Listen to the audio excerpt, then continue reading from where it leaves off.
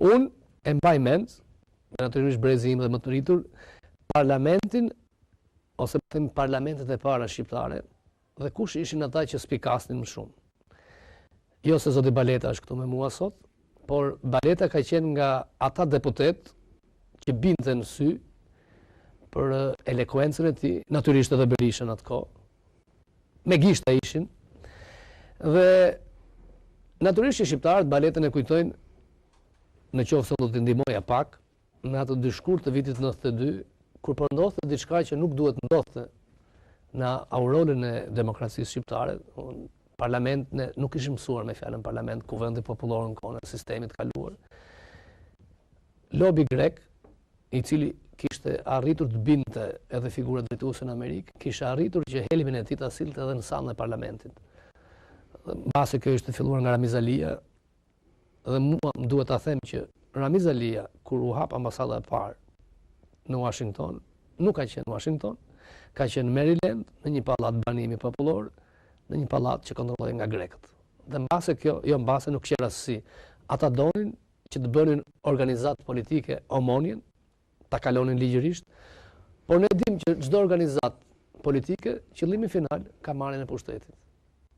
Pra, një minoritet grek që për hir të vërtetës duhet themi që i ka gëzuar të gjitha drejtat e tij në kohën e Enver Hoxhës, tani do të kishte drejt synonte dhe pushtetin. Dhe Baleta ishte i vetmi që qua nga deputetët e PD-s, dhe me të vërtet diskutimi ka qenë një diskutim për në atë kohë brillant, do të thoja. Baleta e ka botuar dhe në një nga librat e tij, dhe do doja sot t'ja leja tavolinën e ambasador Baletës pikërisht për të na e sjellë edhe një herë këto 2 shkurt të 20 viteve më parë. Si e kujton zoti Baleta këtë ditë? Spari, faleminderit që ju ktheve kësaj teme.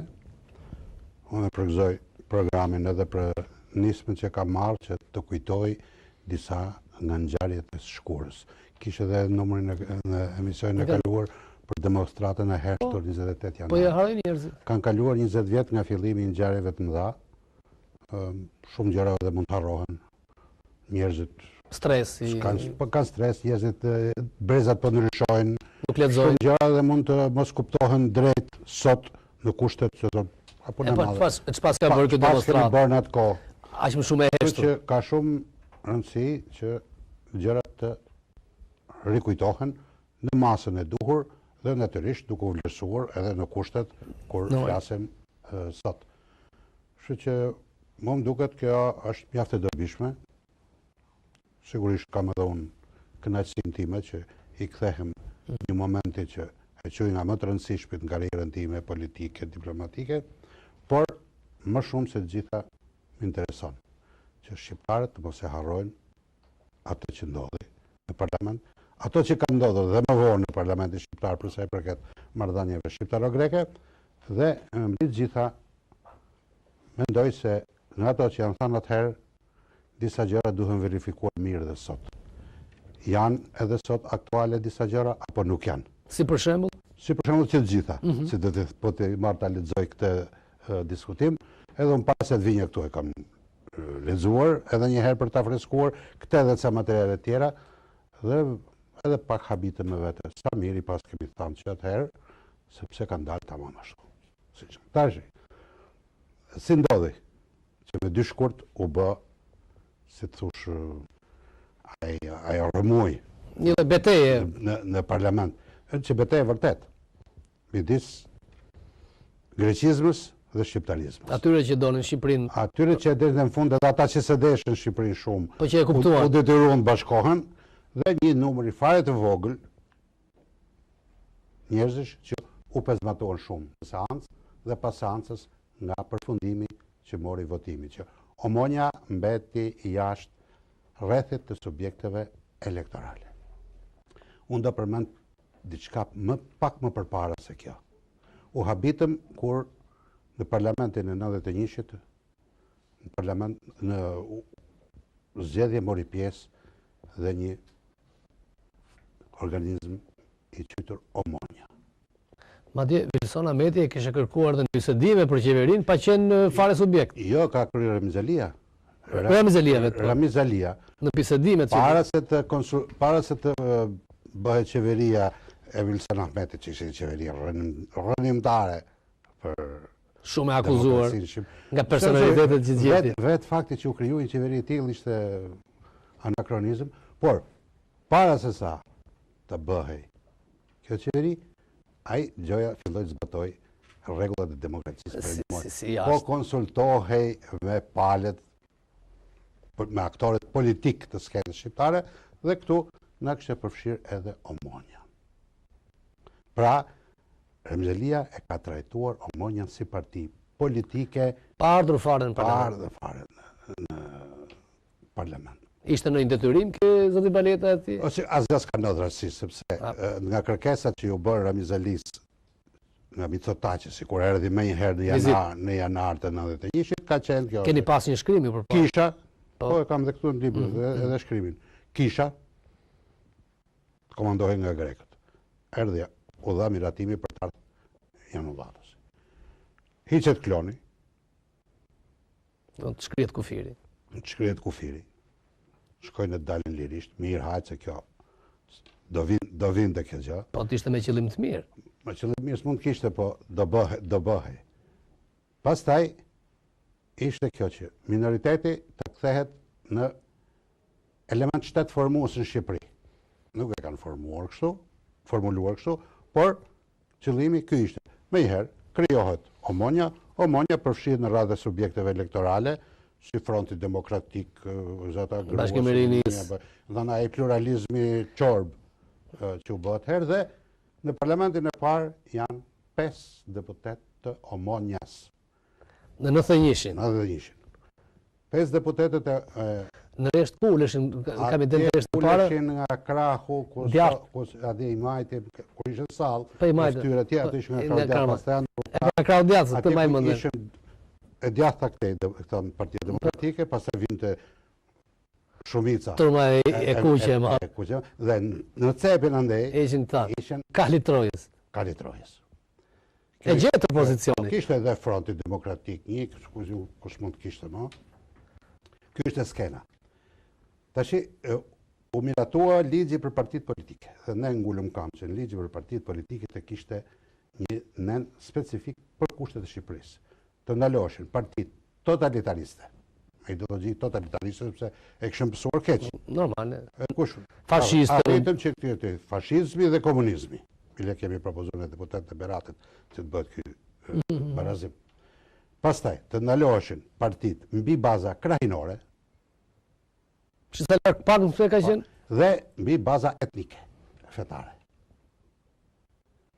Të mos kishte parti të tilla, sepse për kushtet e Shqipërisë janë harronuese. Dhe do të them një kuriozitet, në 91-shin shtator, unë kam qenë në Rodos, në një seminar. Dhe një grek, që referoi atje, filloi të çaj hallet në Shqipërisë. Një vend i vogël, me kaq probleme, me probleme minoritetesh, me probleme fesh, me probleme krahinore, me probleme kështu. Domethënë, ai e dinte fare mirë. Edhe në këtë ky është hall vërtet për ne që duhet ta ndalonim, thënë që ligji favorizonte sherrret, grindjet mbi këtë bazë. U miratuar ky ligj. Kur u miratuar ky ligj, automatikisht binte ideja. Omonja nuk mund të ishte më parti. Nuk mund të trajtohej si parti politike. Tash do vite ligji për zgjedhjet. Mi po duket më një herë mas kësaj, grekët bën presion. Dhe këta i premtuan që ç'keni ju ja rregull kur vini lidi për zgjedhjet, do t'ja rregullojmë në mënyrë që Omonja të trajtohet si parti politike. Dhe pa pritmas të shohim që ishte në 13 në ligjin për zgjedhjet. Tani për fat të keq duhet thënë, kanë kaluar plot 20 vjet. Sot 20 vjet. Si sot ka qenë datë. 20 vjet në akoma ose ende shqip, le akoma është greqisht. Ala ta them turqisht tash. Po më mirë ala se akoma. Edhe sot e kësaj dite pra, ne nuk e kemi të stabilizuar sistemin zgjedhor. Demokracia zgjedhore në Shqipëri vazhdon të çalojë me 2 kamë dhe nga veshët. Ala vazhdojmë të bëjmë luftë, si do të jetë sistemi zgjedhor, si do të ndryshon çdo herë që bëjmë zgjedhje. Çdo herë ndryshon. Pra, kjo smundje filloi që atëherë. Vazhdon edhe sot e kësaj dite. Kështu që problemi është aktual, nuk e ka humbë rëndësinë, do të themi që është thjesht histori. është histori për sa i përket kohës zgjatjes, është aktualitet për sa i përket problemeve politike që kemi sot. Në atë kohë, është bërë një mbledhje e grupit parlamentar të Partisë Demokratike. Një natë përpara se sa ky ligj të vijë në votim. Dhe drejtuesit e partisë dhe grupit parlamentar kanë ngulur kam më të madhe që të mbështetet neni 13, që Omonia të jetë subjekt elektoral. Kemi bëjë debat shumë tashpër, një numër më i kufizuar në të kohë deputetësh, sa që unë detyrova, se i vazhdojnë kështu, unë po e tha që kam bërë në grup, do ikit, nesër do bëj një diskutim që të laj ndërgjegjen time para historisë, para kombit, dhe kam shku ky diskutim që është këtu, është përgatit me këtë qëllim, që unë si deputet të laj një ndërgjegjen për atë që po bëhe. Mbas 20 vitesh mos të thoshte dikush që Balet ti që edhe kam thënë, e nis me fjalinë që për hir të kombit, për hir të historisë, për hir të kësaj, për hir të asaj, duhet mendojmë mirë se sot ose mot, sot ose në të ardhmen, ne do t'i vëmë një gur shumë të rëndë shpirtit tonë, në qoftë se nuk veprojmë siç duhet në interes kombëtar. Ky pra ishte fjalim për të larë ndërgjegje. Fjalia është tekstualisht, do të marrim një mendim që do të na rendojë si gur shpirt sot ose në të ardhmen, që pra lëmim i parë për gjithë. Kam shpjeguar të tjerë se pse isha i friksuar unë, se parlamenti mund të merrte një vendim të gabuar. E para, kam thënë, janë preferencat politike ditës, ignoranca politike, që mund të nikojnë, dhe mund të them sot se ka pas shumë ignorancë politike. Të radhë dhe deputet dhe gjithë politikanë, edhe ato politikanë që sot mund duket si shkasë që shu, kur i mendojnë nëse kohë kanë qenë pejet ignorantë politikisht. Dhe normale ishte, fillimi. Normal, po unë në atë kohë nuk dohet, as pa merr të mendja që mund të ishte ky nivel që na rezultoi më vonë. Pastaj, kisha frikë nga grekofilia, që ishte në parlament dhe ndikonte. Kisha frikë nga amatorizmi politik dhe dëshira për të rënë pre e konjunkturave ndërkombëtare. Ishte një presion i madh. Po ti thoshe bota, faktorët ndërkombëtar gjithë vinin për tokë ato. Greqia e përkëdhelur gjithmonë. Mungesa e përgatitjes shpirtërore dhe psikologjike për të qëndruar presionit dhe të ndimeve ka qenë një. Mungesë e përgatitjes shpirtërore dhe psikologjike që faktorit. Kompleksi inferioritetit do të thoja. Pastaj kisha frikë se do të ndikonte shumë sabotimi i edukimit me ndërgjegje kombëtare gjatë gjithë periudhës komuniste. Janë planë shprehimisht atje. Dhe kisha frikë gjithashtu nga vetë suggestionimi me ato sentencat dhe deklaratat teorike të demokracisë europianiste. Se sa kishin filluar njerëzit të mësonin ca formula, nga librat e ose shkonin i dëgjonin në Strasburg diku tjetër dhe fillonin pastaj na i përsërisnin pa e ditë brendin e tyre, pa pas idenë dhe konceptin e termave që përdornin. Të gjitha këto kisha frikë se mund ta shtynin parlamentin që të kalonte përsipër një gjëje shumë të rëndë për kombin tonë. E cila do të ishte kjo gjëje shumë e rëndë? Është anët. Është fjalim, është dëshira e grekëve për të ngjallë protokollin e Korfuzit të vitit 1914, që parashikonte autonominë e Vorepirit për ta kthyer Shqipërinë nga shtet unitar kombëtar në shtet multietnik, federal, kantonet e tjera. Kështu që kam përmend se në atë kohë duhet marrim parasysh që pararësit tanë, sa do dobët që ishin Shqipëria, sa do vështirësi që ishin. Këtë rrezik e kanë pasur në fillim. E kanë pak të rrit dhe i rezistuan. I rezistuan deri në fund për të mos e bërë këtë. Atëherë si mundet që në vitin 92 deputetët shqiptarë të mos ishin të zot të bërin atë që kishin bërë pararësit tonë kushte shumë më të presione më i madh të vështira. Prandaj detyra ishte që të dëgjonim historinë, të dëgjonim ato që luftuan. Nuk duhet dëgjonim, kam bërë thirrje, mos dëgjohen shumë predikuesit dhe mësimdhënësit skolastik europianistë. Ato kanë kollaj, që të na japin e thonë, Merrni ju shembullin më të mirë. Shembulli më i mirë është ky. Bëuni ju shembull, bëuni ju të parët, tregoni ju zëbërgjar, tregoni ju bujar se kjo do ta çojë Evropa. Në atë diskutim kanë jo. Ne s'duhet të bijem viktim e predikimeve dhe mësimdhënieve skolastike europianiste. Kam të regjimën të që the edhe vetë, që Greqia është fëmija i përdelu i Evropës. Ka qenë gjithnjë. Tash mas 20 vjetësh, çfarë themi? A është Greqia fëmija i përdhelur i Evropës? Falimentoj dhe po e mbajnë. Falimentoj, do me thanë, po i thonë, gjithë që të kemi dhanë, e ke borë shëkumla, prapë do t'japin. I halal, i pas në prapë do t'japin, që nga dalin këto.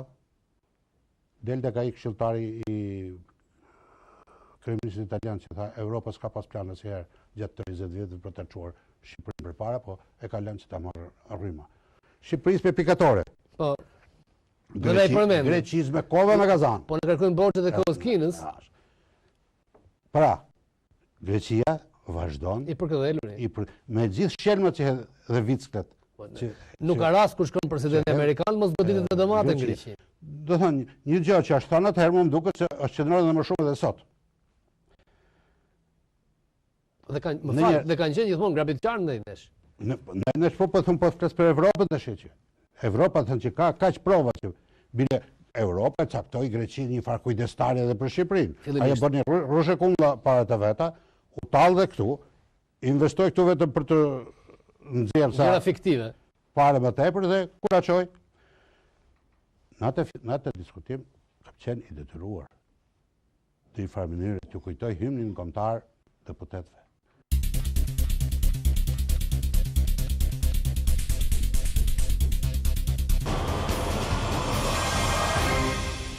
Duke thënë që nuk është, kjo është mbledhje solemne, nuk është miting që të qohemi ne të këndojmë hymnin kombëtar tash, por në heshtje, secili meditoj me veten e vet, vargjet prej lufte veç ai largohet, që është botërrethar. Tradhtor. Ishte Madje ju arrinin tek fjalimi ju citoni dhe një deputet rus. Jo, ky është një demokrat i vjetër rus. Më fal.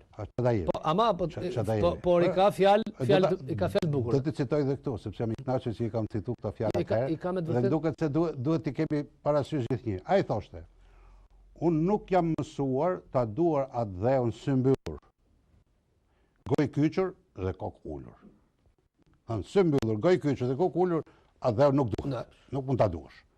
Unë mendoj, thoshte ai, se koha e dashurive të verbra ka kaluar.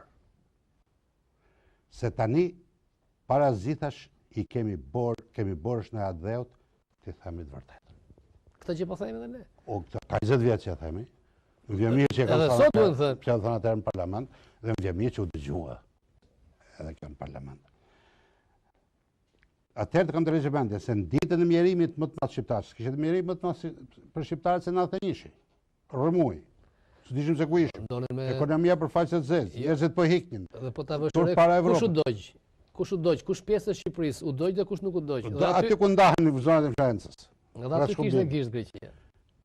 Në ditët e mjerimit Shqipërisë, fqinjit po na ngulin thikën. Sepse kërkesa që omonja të bëhej, ishte një thikë greke në korrisë Shqipërisë.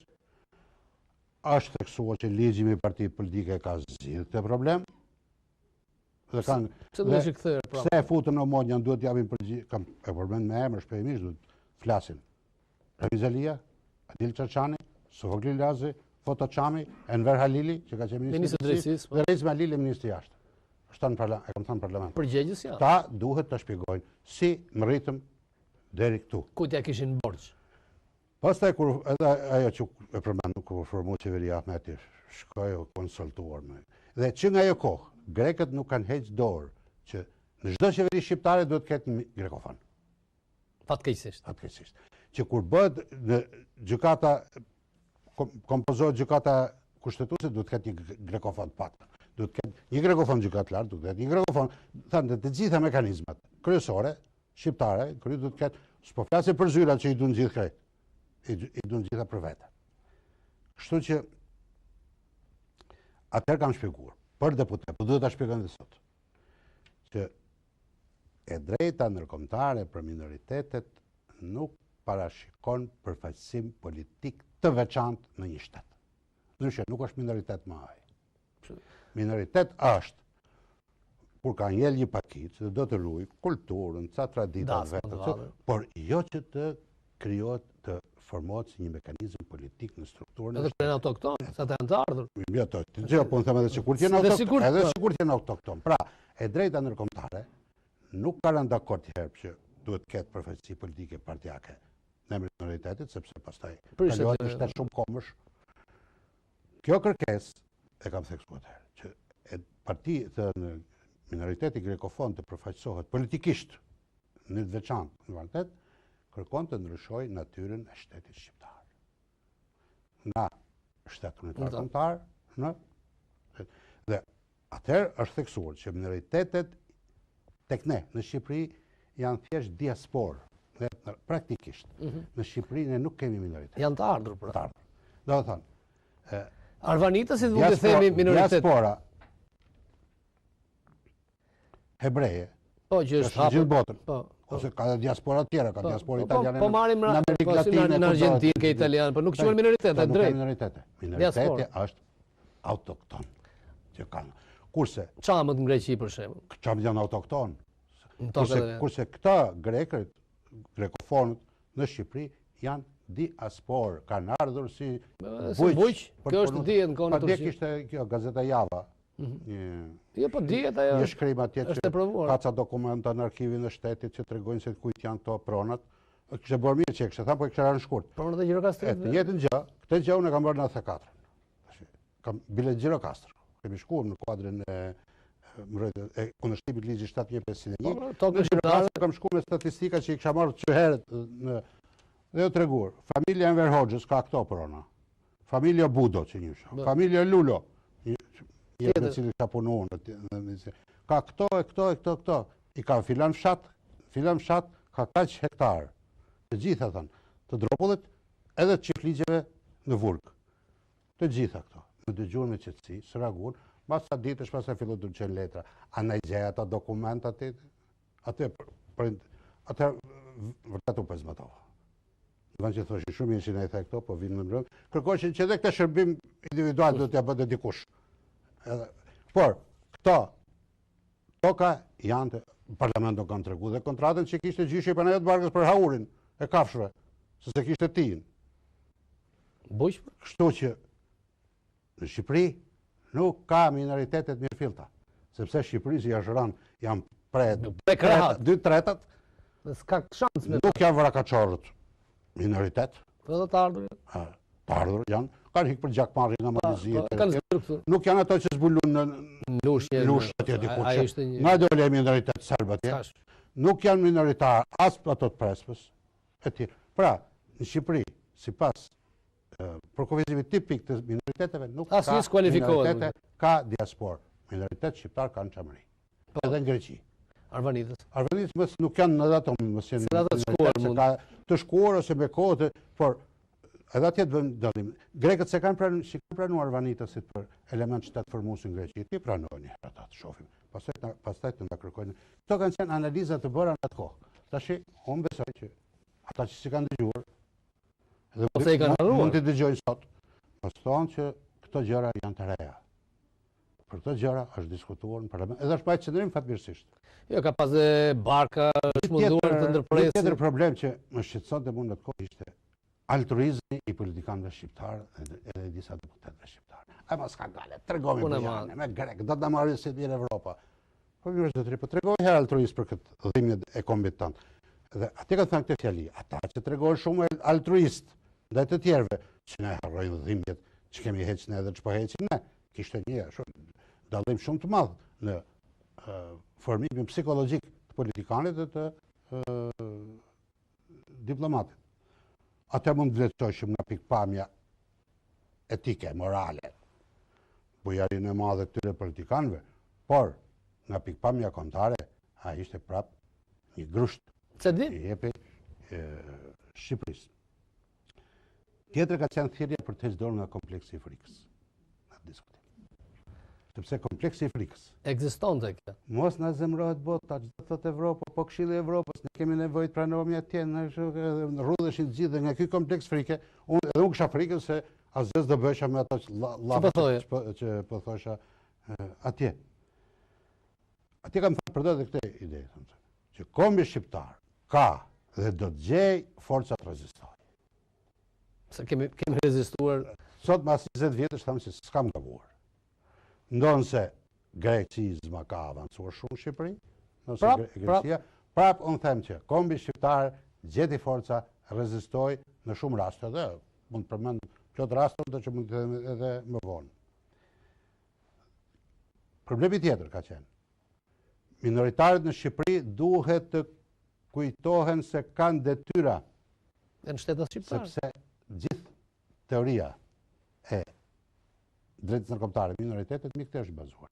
Mbi të drejtat për të rritur karakterin e veçantë etnokulturor dhe mbi detyrimet që ka. Dhe cili është detyrimi madhor i një minoritari, kudo që të jetë besnik në shtetit ku jeton. Tash ky është problemi që ne duhet ta. A janë këta? A kanë qenë besnik? Unë them jo, s'kanë qenë besnik. Le të bëjmë pallavra sa të duan këta zbukuruesit të kështu, kemi bashkëtorë, kemi të lënë ato llafet, ne po shohim që të paktën këto 20 vjet pikë besnikrie, të paktën në ata që kanë folë në emër të minoritetit, nuk ka. Kanë vepruar si kolon e pest. Janë përdor si kolon e pest. Përmendim masakrën e Peshkopis, le të përmendim ato grupin e 94-se që u dënuan ato tjetër punë se si u dënuan deri te kryengritja rebelimi armatosur për të ndarë Shqipërinë përgjithshëm në vitin 97 dhe më vonë. Pa skandali Kosinës. Kështu që deri më sot nuk kanë dhënë prova se vërtet, po çdo të thotë besnikëri e minoritarit në shtetet ku jeton. E para është që të mos nxjerrë pretendime politike që destabilizojnë shtetin. Qofse minoritari përpiqet destabilizoj shtetin, do të kthehet kundërardhë. Atë prit. Ti si je më besnik i këtij vendi. Dhe si destabilizohet që edhe pse i ke të drejtat, kërkon qishan hell. Si ja bësh të vështirë të gjitha strukturat politike që kanë folë në emër të minoritetit deri më sot, këtë punë kanë bërë. Destabilizim të Shqipërisë. Tjetër, që për të treguar besnikërinë, cila është të mos i krijojnë shtetit vështirësi ndërkombëtare. Kur një minoritet përpiqet që shteti i tij ku jeton i krijon vështirësi në botë, vetëm akuzon. Ai do të thotë ai s'është më besnik. I prish imazhin. E çka kanë bërë këto? Këtë punë. Këtë punë. Qysh kur ka filluar kjo? Ka filluar qysh kur është krijuar shteti shqiptar? Ka vazhduar në luftën e dytë botërore? Ka vazhduar edhe në komunizëm, megjithëse si kishin mundësi ai sa kanë pasur mundësi. Ankesat në lobin në grek në Amerikë kanë bërë shumë. Kemi rezolutën e Senatit Amerikan. Është përtheu më një herë mbas vendosjes së demokracisë. U kapën pas asaj që ka qenë regjim totalitare, kështu na kanë përsekutuar. Deri edhe kur i çoshin në veri, e çoshin tjetrin kryetar komiteti ekzekutiv në mat, e kanë thujt persekutim. Kështu që në Rodos, në një seminar shtator të vitit 91, e kam dëgjuar dhe këto pretendime nga grekët, se si po asimilohen, janë keq përdorur, janë kështu, dhe gjithë ishte një gjë shumë e bukur. Qohet një serb, edhe në diskutimin e veç që lidhje, përmend se ka 350.000 grekofonë në Shqipëri. Më vonë do ta çosh në 400.000, 450. I përgjigjet një grek 300.000. E uli pak. Unë kisha të me hyrë gjatë, thasha zotëri, sigurisht mbledh për gjë tjetër, jo për shqip, jo për kështu, se atje maksimum e 58.000. Edhe besoj që ato që duan të gjykojnë, tamam, tash i çdoli. Po kaq kërkoqën në Amerikë. Pastaj shtuan 600.000. Kur është bërë regjistrimi i pullësisë në 2011, sa herë është tan përfaqësuesve të minoritetit. Ora sa pretendoni? Edhe nuk japin shifra. Allah se kanë thënë ndonjëherë. Kanë harruar. 300.000 e kanë kërkuar, ka kërkuar Thoma Miqa dhe Thoma Sharra në një mbledhje në Moskë. Në atë kohë, që është bërë për dimensionin human në Evropë. Në vend mik që nga bërë. Vend mik dhe e kishin ndërtuar dhe bukur të diskutimit dhe gjithë tjerat. Edhe atë ke 300.000. Tash nuk e tregoshin më. Kishin harruar ç'kan thënë. Sepse pretendonin në 1,5 milion gjysmë, kështë mërë vesh se sa do e jep taj regjistrimi që halan nuk dim sa u ka dhanë në ndorë. Pra, krijimi i vështirësive për shtetin tanë në arenën ndërkombëtare është mos mungesë besnikërie ndaj shtetit. Këtë e kanë bërë. Edhe vazhdojnë ta bëjnë edhe njerëzit e propagandës. Atëherë kam të rejtë vëmendjen që elementi grekofon në Shqipëri duhet të vlerësoj si duhet faktin që nuk ka pas reciprocitet negativ nga ana e shqiptarëve. Çdo të thotë që pse janë vrarë, masakruar, poshtruar shqiptarë, nuk është bërë kjo në Shqipëri. Kjo është gjë e madhe, duhet ta vlerësoj. Se kanë vlerësuar. Asnjëherë. Këtë fakt. Tash që del për shqiptarët, del në Kosovë sa ju termi diskriminim pozitiv. Po kujtu këta tash i thonë. Ta jo vetëm që nuk thonë faleminderit që s'ka pas reciprocitet negativ, po tash i kërkojnë diskriminim pozitiv prap. Në dëm të Shqipërisë. Prap gabojnë. Ne kemi pas futbollistë që janë grek, domethënë të nderuar, kemi pas mësues, ata të inkuadruar të këta. Edhe për deputetët tonë, që minoritarët kanë një detyrim të madh që të ndjejnë padrejtësitë që janë bërë çambe. Je minoritar, po duhet të kesh dhimbje kur minoritetin anë tjetër. Kur? Bile përkundrazi, ata vazhdojnë të sulmojnë çamët. Dulja është vazhdimisht në agresivitet me gjithë ato çka. Kështu që ku është kjo? Pra, edhe sot, mas 20 vjetësh, jemi atje ku tërhiqim vëmendjen.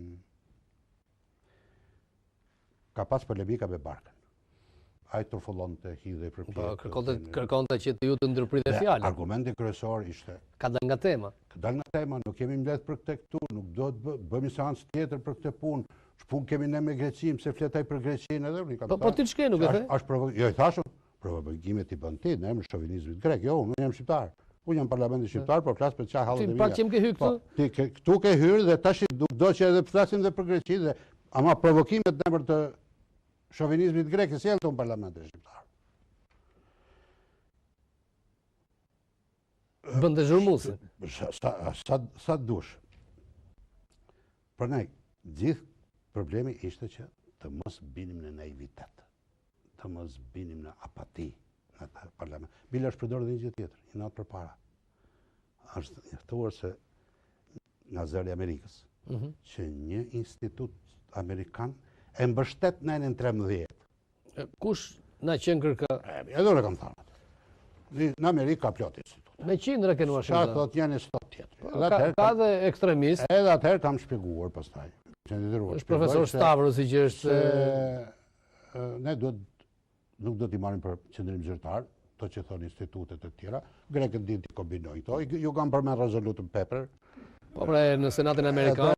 Vajtjen e Damaskinosit, kryepeshkopit grek në atë kohë. Bile tash po lexoj një libër për ortodoksinë në Ballkan, të shkruajtur një angleze, e thoshte që deri Churchilli këtë Damaskinosin e ka pas cilësuar si një prelat mesionar. Dihet afeksionet Churchillit me Venizelën. E pësoj, atje nuk patën sukses në departamentin e shtetit dhe i kanë thënë, urdhëro kjo është. Megjithëse kemi kaluan rezolutën në Senat. Se në thiken pikë me Amerikën. Në 46-ën. Po, prap Amerika këtë nuk e pranoi. Mos bini pre e sloganeve për la shef bota, çdo të thot bota e tjera. Një temë ka qenë, shqiptarët e kanë për detyrë mos harrojnë fatin e zi çamve në Greqi. Kështu që gjitha çështjet do i trajtojnë edhe në këtë. Ana ishte thënë shumë kohë në regjimit kaluar për çamët? Atë s'leshit me i përmend emrin.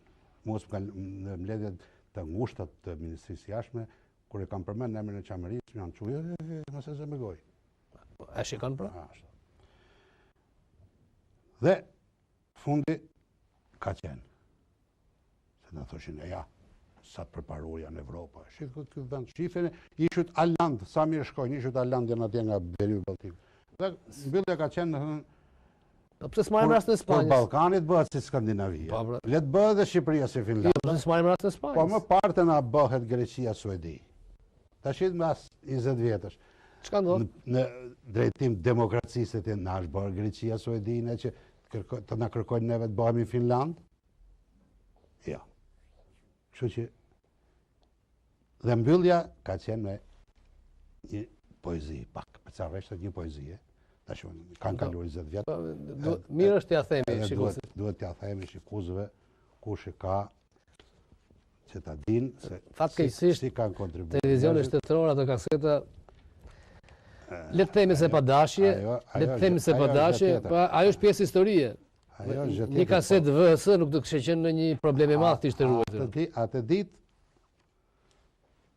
një punonjës i administratës kuvendit, zotëri Pandeli Koçi, që shkruan me pseudonimin Sazan Goliku, poet, shkrimtar, studius, edhe ai zjente për brenda këtë dhe më sjell një poezi. Vet nuk e thoshte do. Ja, që e kishte shkruar ai. Edhe atëherë kam thënë, një autor anonim më ka dërguar të ditë një poezi me titull Kujtesë. Po lexoj vetëm 4 rreshtat për kësaj poezie. Tash janë rreshtat e poezisë, mos më shkel në kallo shovinistin ndyrë. Se plumbi në zemër kam për ta shkrirë. Mos ke mall kot tokën që dikur ma vodhe, se plaga dikush me kurs dozërkore. Nuk kam vazhduar më tej. Po kam thënë, këto zëra nuk mund t'i neglizhojmë. Ajo që sot mund të na quhet mungesa arsyetimi racional, se kishte nga ato që duhet ta arsytojmë racionalisht tash, mund të na dalë nesër më racionalja. Dhe unë besoj që kështu ka dalë. Sot ka dalë më racionale kjo, se sa mendimi atyre që s'ka gale të bëjë që çdoj. Ajo që sot mund të na quhet nga ndonjëri me përshpim nacionalizëm, mund të na ndalë nesër patriotizëm. Dhe kështu ka dalë. Dhe vazhdon të dalë përmjet vështirë. Dhe ajo që sot mund të shpallet zgjuarsi politike, mund të na dalë nesër tradhti. Dhe për fat të keq tradhtia ka dalë me brirë.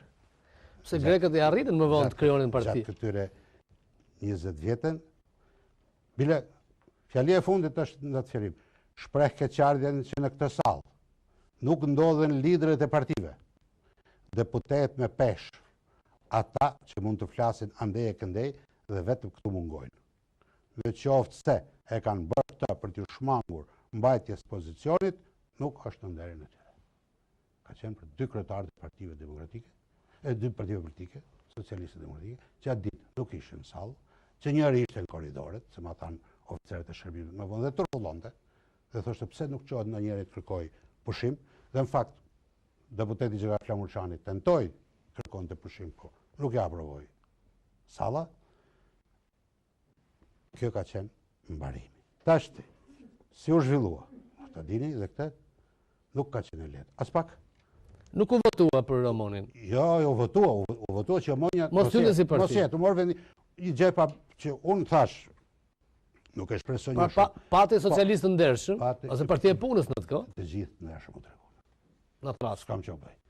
Jo, atë pengesë më të madhe, kjo duhet të thënë. Pengesë më të madhe e kam pas ka drejtuesi i seancës, demokrati Aleksandr Meksi. Se përdori deri atë argumenti se s'kishte lezet, 1-2 herë që të kaloj koha, përbaju koha, derisa u detyrova të them, mirë, unë do ta marroj tash. Ka në një këtu në sallë që me më dhënë kohën e vet dhe i pari ka Gjeligjoni. E gjithë minutazhin tim, edhe të tjerë po. Edhe kështu e mbarova. Ka që u bë, kjo mjaftoi duket. Kur u bë votimi, u votua. Ishte votimi i fshehtë apo votimi i hapur se mban? Jo, nuk ka qenë i fshehtë. I hapur. Hapur. U votua që Omonja të mos jetë subjekt elektoral. Tani, kjo është e pashpresuar.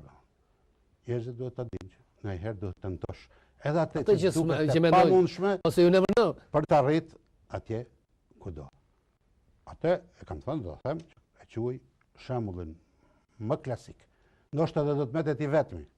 Kur opozita dhe pushteti, 2 partitë macja me miun, bashkohen për të marrë përbashkët për një gjë që intereson çështjes kombëtare.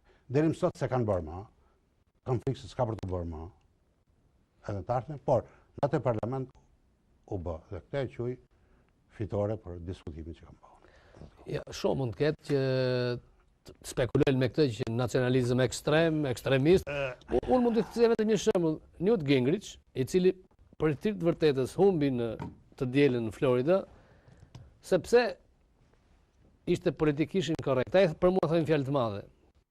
po ju marrim, po i themi minoritar, diaspora meksikane në Amerikë, ky është vend amerikanët do të flasin anglisht. Edhe kishte drejt. Por në fakt, në Florida shumica janë kubanez dhe ai mund të humbi të kandidaturën për këtë, por doli përsëri tha ajo, tha, ky vend është Amerikë zotëri, këtu do fliset anglisht. Dhe po të vesh re, ti ajo që thoni ju, jeni në Shtetet Amerikan, para se ti jesh meksikan ose Guatemala ose whatever, e njëjta gjë me këta. A nuk ju bezdis veshin ose syt ku shikonin nëpër atë që shkolla greqisht edhe më Shkodër? Ore, mu bezdis veshin Jo, edhe syt, më shqetëson shumë gjëra këtu, po mbi gjitha më shqetëson thënë që ende nuk po kthjellohen mirë shqiptarët. Ju duket habitshme Greqia. Ju keni sjell shembull që nga koha që Greqia 1800 e san është shpallur e pavarur deri sot e ka trefishuar territorin tek. Kjo do të thotë që akoma kërkon që zgjerohet deri në çnodhi më herë mas vendimit të parlamentit. Një alarm i madh. Na thin. Ju në Tiranë, po mirë në thinë. Na thinë, po që po e kuptoj. Se ato se kishim merreshin me mend që parlamenti shqiptar mund të bëjë. Do të godiste që kaq. Atë i pare që dha alarm, kryetari i parlamentit, Kastriot Islami, që nuk e drejtoi seancën se si ishte aty, ishte diku në Strasburg, ai erdhi me prende u kthy duke torfolluar, na kanë sharë, na kanë bërë kështu, duhet gjejmë patjetër një mënyrë që ta zbusim këtë. Po kështu kryetarët e partive të mëdha, fillon ta kanë vënë vështirësi nëse dishim këtë punë. Baleta, ka problem. Mbi të gjitha. Dhe kjo politikisht ju ka dëmtuar dhe ju? Po, më ka dëmtuar shumë, po jo, më ka dëmtuar shumë në kuptimin, më ka vështirësuar luftën, po jo përse më ka dëmtuar. Jo dinjitetin e këtë, po. Dhe mbi të gjitha, ajo që merr dhe më shumë keq mua ishte se në këtë lojë të pahishme u përfshi Forumi për mbrojtjen e drejtave të njerëzit. Që ju keni qenë nga iniciatorët. Themeluesit, që dhe sekretari i Forumit për drejtave. Puto Çashku, Puto kryetar, Çashku nën kryetar, unë sekretar, pastaj tjerët kanë qenë anëtar, ca i kishin largoshin, ca i më njënonin fshehtazi, ca i koptonin, u bëj rrëmuj atje se. Kush i luante telat? Ato telat i luajshin ato sepse atje ku i luajshin gjithë keramizi. Ashtu. Edhe unë nuk e zgjata shumë se kalova politikë aktive, po dhe ata fillu të bëjnë mbledhje fshehtazi nga sekretari. Skemat e vjetë. Po. Dhe që ndodhi këtu? Me njëherë deklarat e Forumit. Që e qënë të shkelet drejtave të njeriu, shkelet drejtave minoritetit, të këtene. Që fund me votë, që drejtave? Edhe unë jam përgjigj. Ashtë me votë. U përgjigj atëherë. Bën dhe një replikë. Mas kësaj që u përgjigja unë. Ranë të kloja. Po. Mas kësaj që u përgjigja unë, 4 juristë të njohur të Shqipërisë, me stilë dhe profesorin dhe rrugëtimi, me Ismet Elezi, bën një artikull në Zërin e Popullit. Mjaftoi ky artikull në Zërin e Popullit, që njerëzit e Forumit të më ktheshin mua, e shikon artikullit tan, atë qendrimit tan po i bën jahon Zëri i Popullit. I thash mirë fort. Kur kthehet kombëtarizma, ai që votoi partia atje, thonë deri këtu shkojnë. Dhe pastaj kanë bërë artikull tjetër. Janë 16 pika ku i hedh poshtë gjithë pretendimet e Forumit për mbrojtjen e drejtave të njerëzit. Pra, deri në këto mekanizma, ose ju që të bëshin avokatin e qendrimit grek. Të s'duhen haruar. Të si ashtu. Ja donën, se ata arritën të bëjnë partinë greke. Edhe pse me emër tjetër. Si u bë partia greke. Me emër tjetër, të drejtë e njerëzit. Si u bë partia greke. Partia greke është bërë me një shpejtësi rrofeshme. Pikërisht për të partia e drejtave të njerëzit, që quhet. Po siç është dhe partia Çavi që ka emër tjetër. Po kalon te koha për të regjistruar subjektet elektorale, kështu edhe 40 tetor. E shpallën partinë, e çumën miratimin Ministrinë e Drejtësisë. Në Ministrinë e Drejtësisë ato kishin mundësi po dolin ta vononin pak edhe bete jashtë. Të verifikoheshin firma. Me shpejtësinë më të madhe e miratuan dhe u regjistruan. Madje që ishte në atë kohë dhe Forumi për mbrojtjen e drejtave të njerëzit, dhe Ministria e Drejtësisë dhe Gjykata e Lartë kanë të propozuar që të bëhet një amendament ligjit. Prapë të kthehemi. Po, të lidhej prapë parlamenti ishte shpërndar. Të lidhet prapë parlamenti. Pastaj thoshin Gjykata e Lartë do ndërhyj. Gjykata e Lartë mund ndërhyjë se s'kishte kompetenca kushtetuese. Ja. Po ishte me paketë kushtetuese që e tjera, dhe s'kishte kushtetuese halata më. Apo edhe kështu që mbeti partia për mbrojtjen. Tash ku është e keqja dhe e mira e kësaj? Unë jam sulmuar shumë kohë. Që ç'na bënë? Parashtove Omonjan, Na futi kjo. na futi drejt e njerit, tash ajo ka drejt veproj në gjithë Shqipërinë. Dhe mos e mërzitin se kur gjë s'ka për të bërë. Dhe sot Partia e Drejtave të Njerit me një deputet ka mbet. Me dulen. Edhe atë me zi, për do të thënë, argumenti se duke e kaluar kështu si parti me emër të ndryshëm. Por ku ishte dobia ishte këtu që Jo prej rruga. Tua teza që minoriteti, interesat e veta mund t'i përfaqësojë. Shpreh dhe i përfaqësojë fare mirë nëpërmjet partive tjera politike, si shtetet si Shqipërisë merr pjesë. Dhe fakti është kështu që minoritarët grekofon më shumë përfaqësohen përmjet Partisë Socialiste dhe Partisë Demokratike. Dhe kanë pesh më shumë përmjet Partisë Socialiste dhe Partisë Demokratike me deputetët grekofon, po flas për grekofilët, po. Se grekofilët. Ata më mbas shumë. Ata shkojnë shumë. Se sa nëpërmjet. Megjithëse ka pas njerëz ndershëm nga ata për të dy grupet, nuk mund ta ka pas deputet që mund të jetë grekofon. Që s'ka atë si di, unë s'kam gjetur ala. Në pamje të jashtë. Deri tash si kam parë. Rënjët e politikës greke faktikisht ata i kanë edhe kur i kanë shqiptarët. Se mos i ketë ai. Anakronizëm. Prandaj kjo ishte dy shkurti i asaj kohe. I 20 vjetëve të shkura. Tash ka shumë data që duhen më. Mas dy shkurtit ç'ka ndodhi? Mas dy shkurtit, pasi u zemron shumë grekët, filluan manevra tjera. Çfarë ndodhi mbas kësaj? Kemi Makariadi? Makariadi. Erzoi parlamenti dhe atë. Prapë një fitore tjetër. Pastaj ajo që ato të kërkonin tani mbas 20 vitesh që të vetë deklaroheshe që grekës. Kjo është 93. Pastaj që atëherë kanë pasur. Pastaj 94 masakra e Peshkupis. Komploti grek për kryengritje në jug, jo, pas 94. Pastaj kryengritja e madhe. Deklarata Mitsotakis që thoshte çfarë kërkoni ju për Kosovën, duam ne për minoritarët. Pra krimet atje në vinte në një plan, edhe hala vazhdon t'i vajnë. Se njohin akoma Kosovën. Ende. Kështu që kjo histori vazhdon. Për fat të keq, sulmet që i bën nacionalizmi shqiptar vazhdojnë në politika shqiptare. E këtë unë kam shembullet më të fundit me lëvizjen kuqezi. Nisma që është marrë për ta godit për abuzime financiare, kodion e këta, nuk shkam për këtë punë. Në qoftë se, edhe sikur të supozojmë që janë bërë abuzime, halal abuzimet që bëhen për çështjen kombëtare, këtu po bëhen abuzime për të fituar Greqia, me dy durët, me kontrata, me territore, nuk shkon kjo punë, por çfarë ka këtu? Ka një gjë të keqe, që nacionalizmi shqiptar vazhdon të jetë në shënjestër të politikës shqiptare që lufton për pushtet.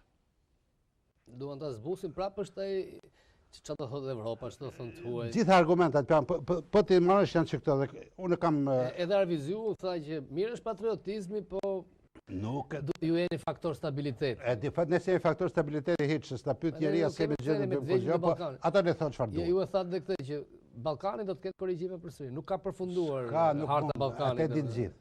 Atë ditë tash nga pjesa e Jugosllavisë. Edhe ato që na thonë neve rrini urt tash.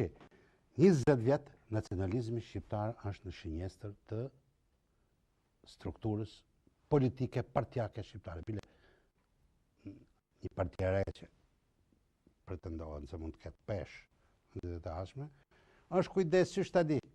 Pa e shpall programin të thotë që programi dhe platforma e saj nuk do të jenë bazuara mbi nacionalizëm. Ora zotëri kemi 100 ca parti që nuk e bazojnë. Që nuk e bazojnë. Të kjereja. Nëse do në një shqiptar që të vi mrapa, do të thënë që ti japësh këte.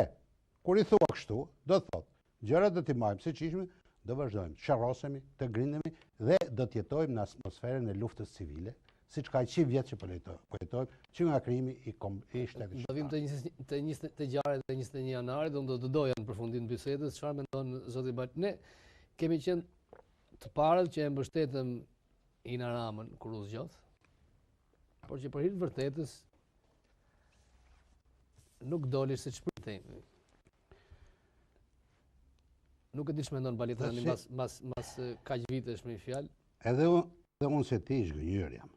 nga ajo që thamë atëherë, e thamë me dëshirë të mirë, me qëllim të Po mirë. vjen një femër, një kështu. Tashi, problemi është kështu. Edhe sot një gjohë pak debate. Se cili vlogorën e vetë është. Kështu. Për mua, vijë ndarë se gjykimi të çështjes, do të jetë kështu. Më 21 janar. Çfarë ndodhi? Ishte Shkaku. Demonstratë e dhunshme për të përzënë qeverinë, apo ishte një kalim paqësor për të shpreh pa kënaqësi për qeverinë, të cilit forcat e rendit ju përgjigjen me dhunë. Këta dy variante. Po, dy variante. Këte duhet ndalën ato. Çfarë ishte 21 janari? Qofse 21 janari pranohet nga prokuroria, nga gjykatave se ishte një kalim paqësor dhe forcave të rendit u lujti mendja. Edhe përdorën armët, atëherë sigurisht duhet përqendrohet analiza dhe hetimi Tek qeveria. Qeveria. Qofse pranohet që këtu kishte një marrëshim me objektiv parashpatur që Sali Berishën do ta nxjerrim nga kryeministria me kam të vet ose duke shëlmi kufoma, atëherë forcat e rendit duhet të thotë e kryen detyrën apo se kryen. Se ka ishin apo s'ishin kryen detyrën. Ky për mua është çelësi. Vija që ndan. Vija që ndan. Juristët e kanë zakon që ndahen se normal gjithmonë. Prokurori ka argumentet e veta, avokati i fajtorit edhe kështu që mund të vazhdojë. Unë nuk pres vërtet që të dalë në gjë mirë, as ka ky hetimi që bëhet tash. E vetmja gjë që është bërë tash këtë ditë në përkujtim të 21 janarit të vitit të kaluar është acarimi i frymës dhe i psikologjisë së luftës civile. E kishim harruar. Po ishte zbut pak, nuk harrohet ajo. Ai ka qenë episod tipik i luftës civile. Nisur që në 12-ën, 13-ën, 11-ën. Tash, mas një viti, përsëri përzihen këto çorba dhe çfarë bëhet? Ato që dëgjova pak në parlament thanë që fryma e luftës civile shpërthan. Tanë lufta civile ngaherë mbetet si lufta klasëve. Mbetet si prushi në hi, pastaj se kush i hedhë benzinë dhe fillojnë flakët. Këto ditë janë hedhë benzinë. Dhe ne bijem në këtë lojë. Ne vazhdimisht. Dhe ajo që quhet kultura e mos ndëshkimit të krimit është e vërtetë. Shqipëria në kjo do përshtat. Bë çfarë dush, kalon koha, harrohen. 3 ditë gjatë, çudia më e madhe. Ka, unë bi dakord me ato që thonë që po nuk hetu mirë deri në fund kjo. S'ka për të pas drejtësi. S'ka për të pas drejtësi, po dështoj gjë tjetër. Do të hetohet deri në fund 97. Pa ka qenë 100 herë. Si dash këtë 21 janari na dal ka më shumë se 97. Po sa vetë u vran? Sa u dogjën? Po ato që u dogjën në Athenishin?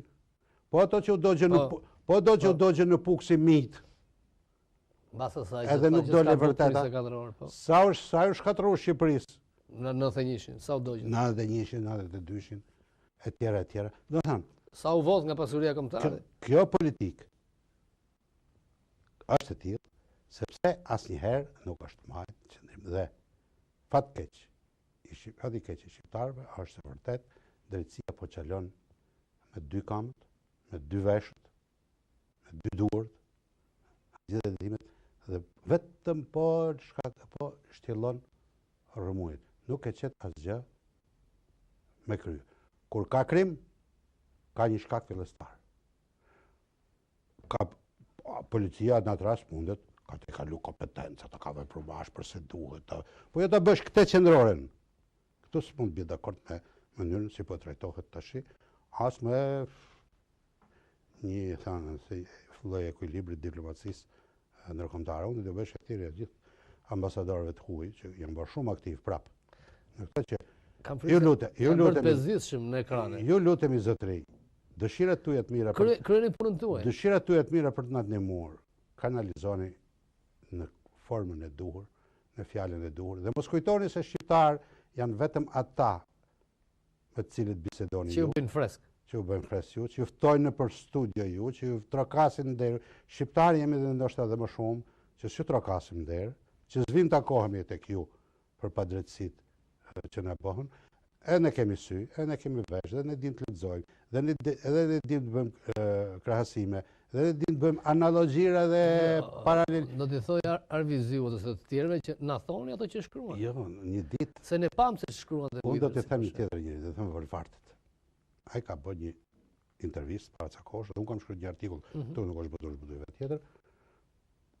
Ka paralajmëruar që 90 thënë Shqipëria po kalon në situatën e 1914-s. Dhe këtë e kam quajt analogjia ambasadoriale, kam një pjesë në libër. Dhe atje kam shtuar këtë problem. 14 është vit fatal për Shqipërinë. Viti mbrapsht. Ju po bëni analogji. Kush e dash? Kush e ka përgjegjësinë? Dhe kur bëni analogji, a mos do të thotë se faktori ndërkombëtar i ka kaq shumë më të hundës, më të kokës, më është mërzit nga politika shqiptare, saqë do të marrë masa. Çfarë ndodhi në atë kohë? Nga politika hoqën Ismail Qemalin, hoqën Esat Toptanin, dhe Geli u vra preng Bib Doda, në atë artikull e kam shkruar tash. Mos ka gjë, për plumba nuk besoj se do përdoren, po radha kujt i ka ardhur për të. Faktin dilin ai thonin. Kështu që ajo analogjia ka brenda dhe një paralajmërim që Evropa është mërzit, por ka edhe një fatkeqësi. Mosvall duan përsëri forcat huaja që Shqipëria të hyjë në një kaos si gjatë luftës së parë botërore. Këtë duhet ta mendojnë shqiptarët.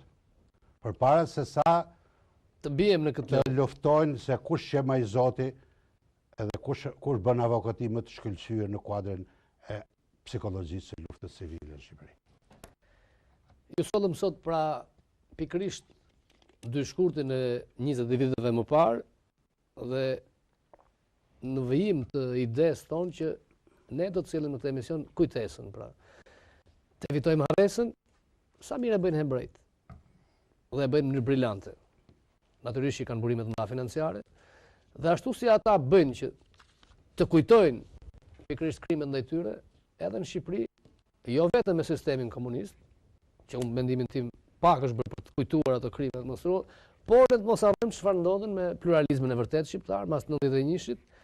91-92, siç e tha Baleta, është një vit që ka ngjarje të mëdha. Dhe unë do të kisha dëshirë ta kisha përsëri Baletën, do të vim te Shkolla e Bashkuar, do vim tek kemi hedhjen e busit të diktatorit. Ka qenë vit historik. Le të shpresojmë të kemi përsëri në Fokus.